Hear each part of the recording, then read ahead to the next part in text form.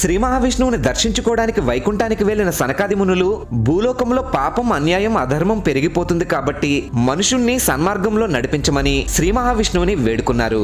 మనుషుల్ని సన్మార్గంలో నడిపించడానికి, వారి కోరికల్ని తీర్చడానికి తాను లక్ష్మీదేవితో కలిసి ఓ చందనపు దొంగలో గౌతమి నది ప్రవాహంలో తేలుతూ ఉంటానని, తాను ఎక్కడ దొరికితే అక్కడ ప్రతిష్ఠించమని వారితో అన్నాడు. ఈ విషయం నారదుడి ద్వారా ప్రజలకి తెలియడంతో ఆ చందనపు దొంగ కోసం ప్రజలంతా నదిలో వెతకడం మొదలుపెట్టారు. కానీ అది కనిపించినట్టే కనిపించి మాయమైపోయేది.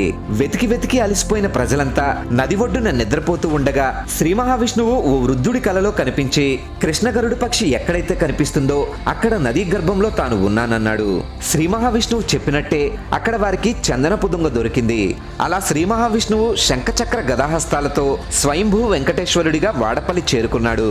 ఇక్కడ 7 శనివారాల పాటు ప్రతి శనివారం 7 ప్రదక్షిణలు చేస్తే కోరిన కోరికలు నెరవేరుతాయని భక్తులు నమ్ముతూ ఉంటారు.